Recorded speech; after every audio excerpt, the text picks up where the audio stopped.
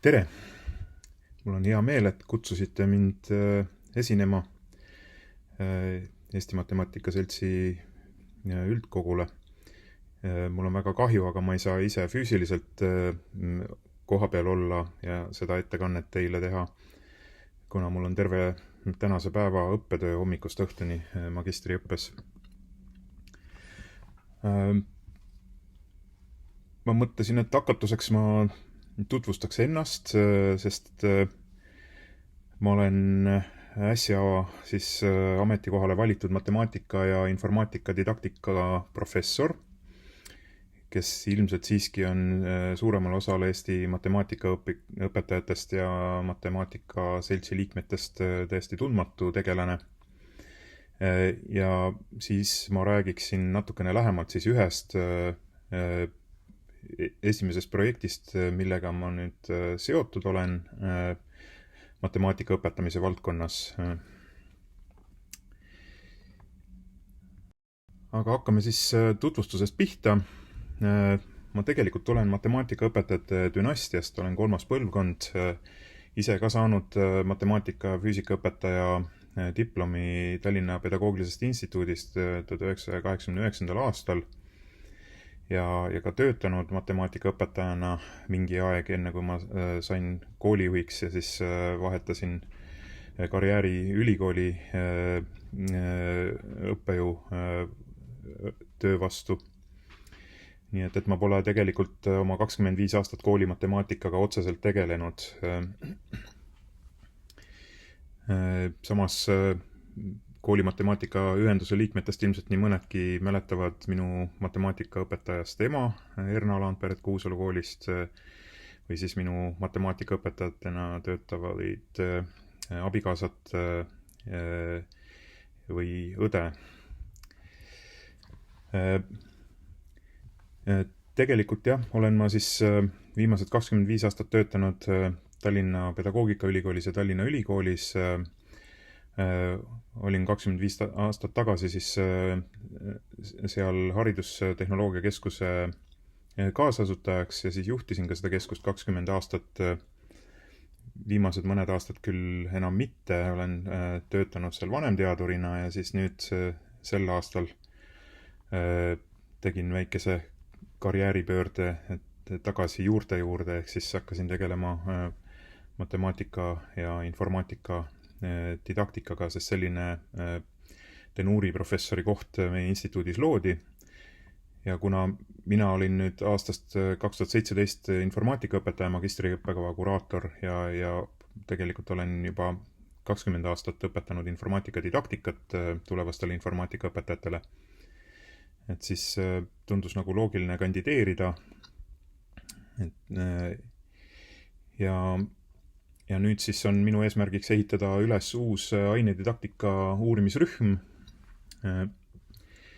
et kus me otsime midagi ühist matemaatika ja informaatika didaktikal, aga ka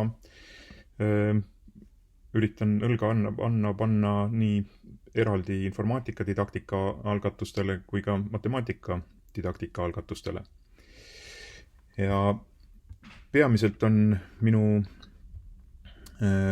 uurimisvaldkondadeks nüüd viimastel aastatel olnud digipädevuse uurimine, eelkõige digipädevuse modelleerimine, mõõtmine.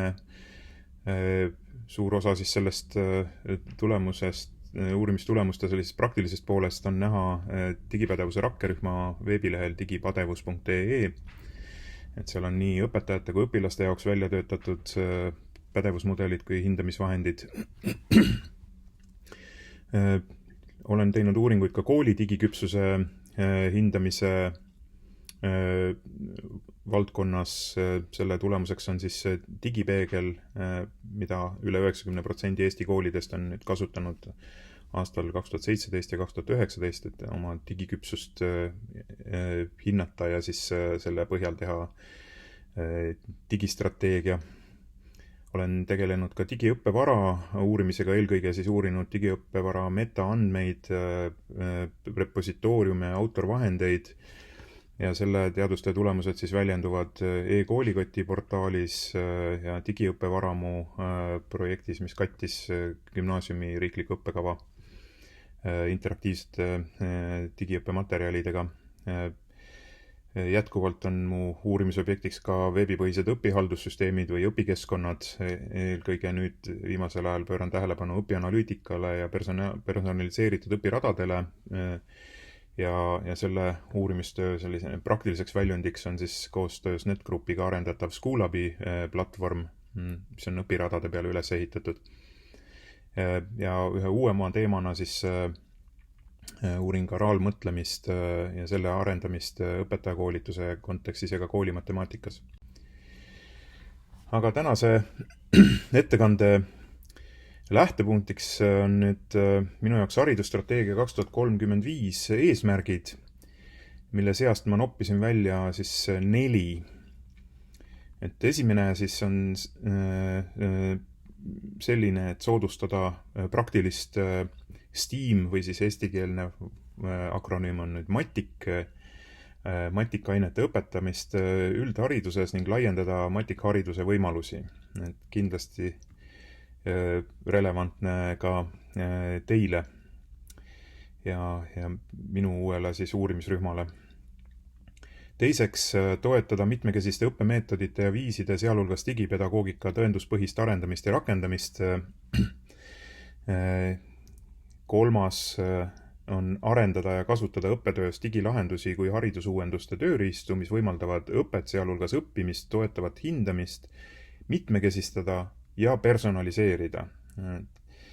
Ja 4. luua digilahendus individuaalse õpitee ja karjääri haldamiseks ja oskuste hindamiseks, mida siis nimetatakse sellise kujundliku sildiga hariduse digilugu. Et see personaliseeritud õpitee ja hariduse digilugu on sellised korduvad asjad seal haridusstrateegias, mis ei ole tegelikult väga hästi lahti seletatud. Täpselt samamoodi nagu eelmises strateegias ei olnud hästi lahti seletatud, mida tähendab muutunud õpikäsitus. Et seda me pidime siis hakkama kõik koos ju nuputama pärast seda, kui strateegia oli vastu võetud, et mida see muutunud õpikäsitus tähendab, kuidas seda mõõta, võrrelda, kuidas teada, et kas me oleme selle saavutanud või mil määral me oleme selle saavutanud. No nüüd on siis täpselt sama seis personaalsete õpiradade ja hariduse digilooga. Aga see seab siis sihid minu järgnevaks jutuks. Ja peab ütlema, et tegelikult nad ei sünni tühja koha peale, need personaalsed õpiteed ja hariduse digilugu. Et tegelikult oleme selles suunas ülikoolide ja Harno ja ettevõtete koostöös liikunud juba mõnda aega. Et selle tulemusena siis on seni meil valminud e-koolikott, kus siis esimest korda on süsteemselt rakendatud siis õppevara metaandmete selline standardiseeritud rakendusprofiil, mida siis me nimetame EST-kooriks ja mille mõju on laienenud ka väljapoole e-koolikotti, et ka mitmed teised süsteemid kasutavad seda metaandmete standardit, mis ei tee midagi muud, kui masinale arusaadaval viisil selgitab iga konkreetse õppematerjali kohta, et mis on selle pealkiri, mis liiki õppematerjal see on, kes on selle autor, millal see on loodud, millised on litsentsitingimused, millist tarkvara on vaja, et seda õppematerjali vaadata või kasutada, aga ka siis seda, et millise õppeaine teema ja alamteema juurde riiklikus õppekavas, Eesti riiklikus õppekavas see materjal kuulub. Et see oli üsna oluline samm edasi siin aastal 2017-18. Aga siis, kui ta oli ellu rakendunud, siis me saime aru, et tegelikult see on vananenud lähenemine, pärineb veel raamatukogude vanast ajast, kus raamatud asusid ühes kohas ja raamatukogu kartoteek või kataloog asus siis kuskil teises kohas, alguses paberil mingites kartoteegi sahtlites ja hiljem siis mingisuguses eraldi andmebaasis. Et nüüd me oleme ringiga tagasi jõudnud sinna, et kui õppematerjalid on veebipõhised, siis ei ole mõtet hoida neid metaandmeid kuskil eraldi andmebaasis, nagu seda e-koolikoti esimeses versioonis on tehtud, vaid mõistlik on lisada need metaandmed natukene vähendatud ja masinale arusaadavamal kujul ja paindlikumal kujul sellesama õppematerjali enda HTML päisesse, kus selle leiaksid kerge vaevaga üles otsimootorid, kes siis ise võtavad enda peale selle indekseerimise töö. Nii et selle arusaamise tulemusena on nüüd käinud töö Estcore 2 kallal, ehk siis see on selline järgmise põlvkonna metaandmete mudel, mis on oluliselt paindlikum ja toetab siis sellist automaatset indekseerimist selle käsitsi klassifitseerimise asemel. Edasi Harno on tegutsenud väga aktiivselt nüüd personaalse õpiraja taristu ülesehitamisel, mille raames siis erinevate hangete tulemusena on valminud erinevate firmade poolt loodud sellised tehisintellekti või masinõppe rakendused nagu Koolikratt, Marakratt, teatud selline õpianalüütika lahendus, mis põhineb küll hästi lihtsal sellisel ja mitte spetsiaalselt õppimise otstarbeks loodud tehnoloogial, nimelt siis Google Analyticsil ja teistel sarnastel lihtsatel veebianalüütika vahenditel. Lisaks on selle raames valminud õppekava veeb või valmimaas, et see on siis Semantic Media Wiki, kus masinloetaval kujul on kirjeldatud ja omavahel seostatud siis kõik riikliku õppekava õpiväljundid. Ja lisaks sellele on sealt tuuletiibadesse saanud ka siis hariduse valdkonna ühtne sisselogimisteenus Harid. Ja lisaks sellele on siis tegeldud integratsiooniga erinevate osapoolte poolt, et omavahel üritatakse nüüd siis integreerida nii Opikud kui e-kooli kui stuudiumit, e-koolikoti, õpikeskkondi nagu Schoolabi ja Moodle ja eksamite infosüsteemi ja nii edasi. Et see töö kõik käib, et kui keegi on teist huvitatud, siis võite pärast minu slaididel vaadata seda linki, mis siin lehe all servas on, et see juhib järgmiste materjalideni. Aga selle tegevuse siis selliseks huvitavaks jätkuks on selline kitsas pilootprojekt nüüd konkreetselt 9. ja 12. klassi matemaatika kontekstis, kus siis Harno otsustas riigihankega tellida sellised innovaatilise lahenduse, mida nad nimetavad digitunniks. Digitunnid, mis adresseerivad nüüd konkreetselt 5 õpiväljundit, mis Harno analüüsi tulemusena said kõige rohkem kannatada nüüd pandeemiaaegse kaugõppe käigus. Et seal on nagu kõige suuremad õpilüngad tekkinud ja need on ka mõnes mõttes kõige igavamad või raskemad teemad, et kus on vaja natukene uut tüüpi lähenemist. Ja see hanke raames siis eeldati, et need 2 õpiväljundit 9. klassi jaoks ja 3 õpiväljundit 12. klassi jaoks kaetakse sellise täiesti uudse interaktiivse digiõppevaraga, mis toetab personaliseeritud õpiteede lähenemist ja erinevaid metoodikaid, et neid oleks võimalik tunnis kasutada ka põimõppes, hübriidõppes ja ka täiesti puhtas kaugõppes. Selle riigihanke võitis konsortsium, mida juhib Tallinna Ülikool. Jüri Kurvits on projekti juht, teda te kõik ju tunnete.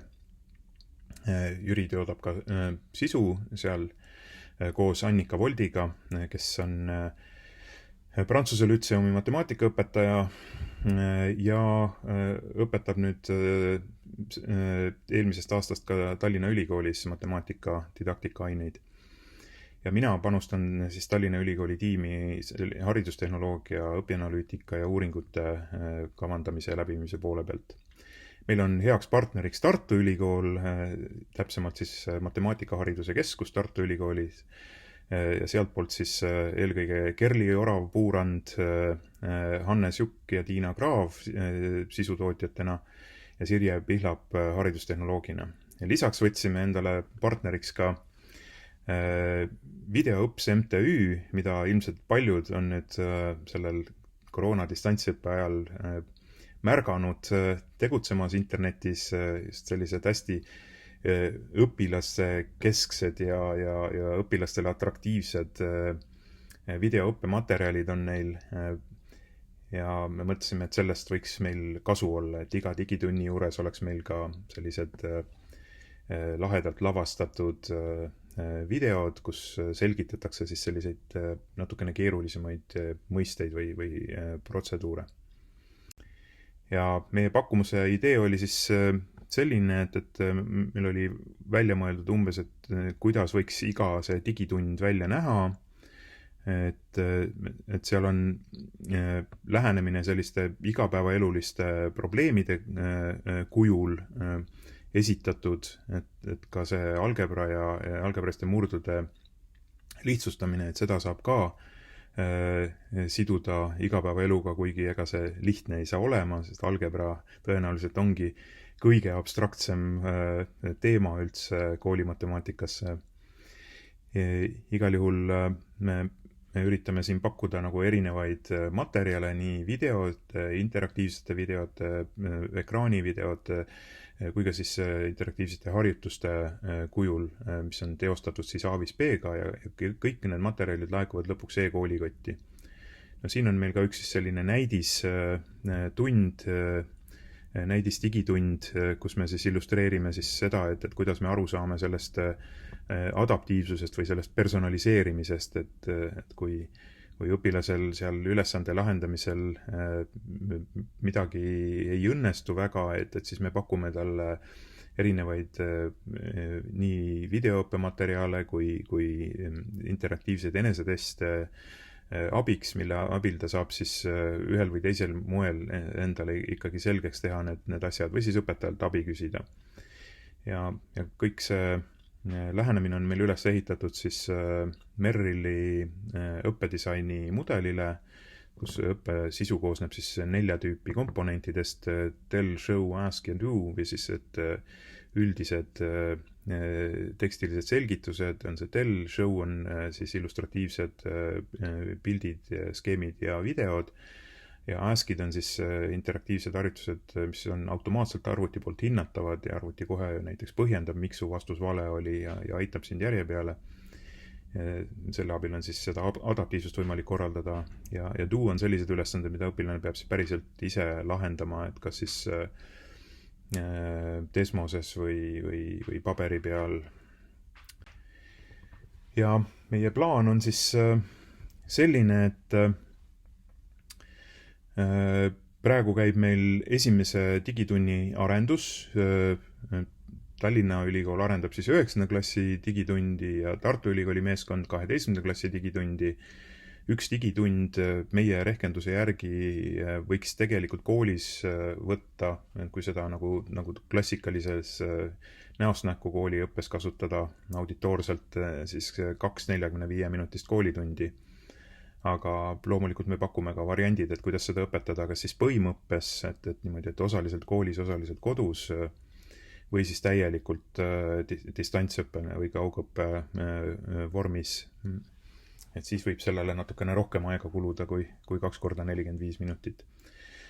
Selliseid digitunde lõpuks valmib meil nii 9. kui 12. klassile 6 tükki, aga hetkel nüüd september-oktoober me tegutseme aktiivselt esimese digitunni kallal mõlema klassi jaoks, sest vastavalt hanketingimustele on meil kohustus teha siis sellele esimesele digitunnile eelpiloot hiljemalt esimese trimestri jooksul. See tähendab, et me üritame siis novembri keskel seal pilootkoolides 4-6 koolis seda esimest digitundi katsetada.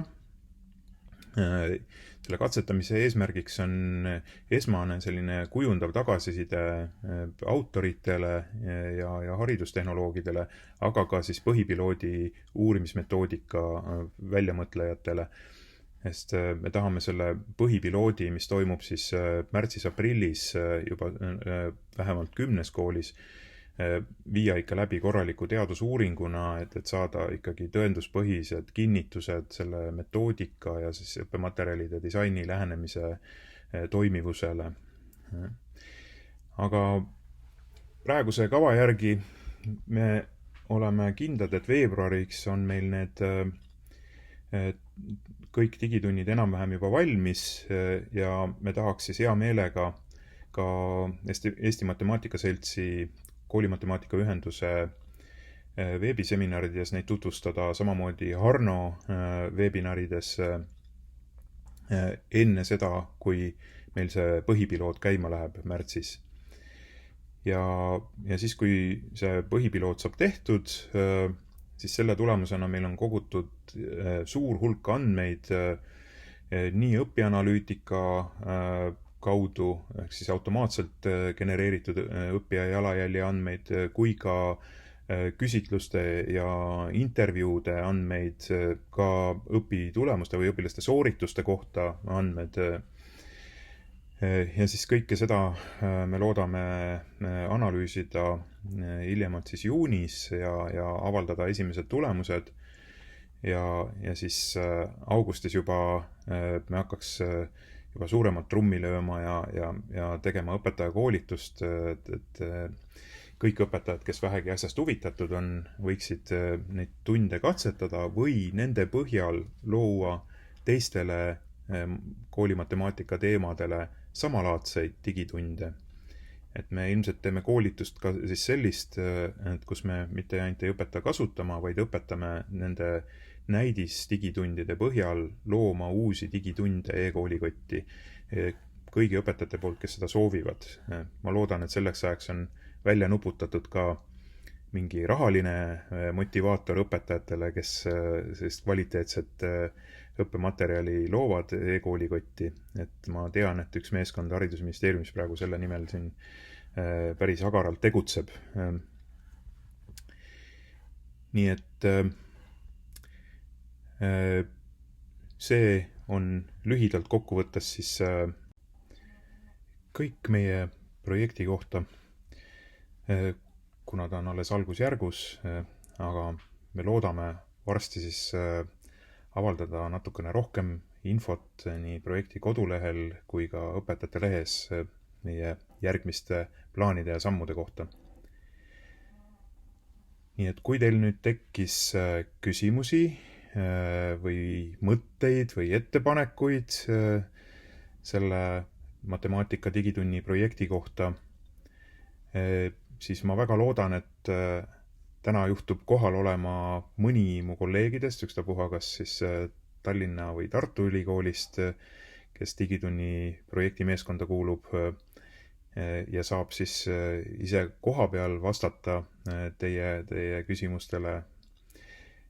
Või kui ei ole kedagi meie omadest seal kohal juhuslikult, siis võite saata mulle oma küsimused ja kommentaarid ka e-posti vahendusel. Meiliaadress on hästi lihtne, mart.laandpere@tlu.ee. Ja väga loodan, et järgmistel koolimatemaatika ühenduse kokkusaamistel saan ma ka ise kohal olla ja teie kogukonnaga lähemalt tuttavaks. Et ma tean, et sellesse kogukonda kuulub ju mitmeid minu endisi kursusekaaslasi ja teisigi kaasteelisi, keda ma olen kas siis magistriõpingute käigus juhendanud või mõnel muul moel haridustehnoloogiaga tegeldes kokku puutunud. Igal juhul tänud teile kuulamast ja järgmiste kohtumisteni!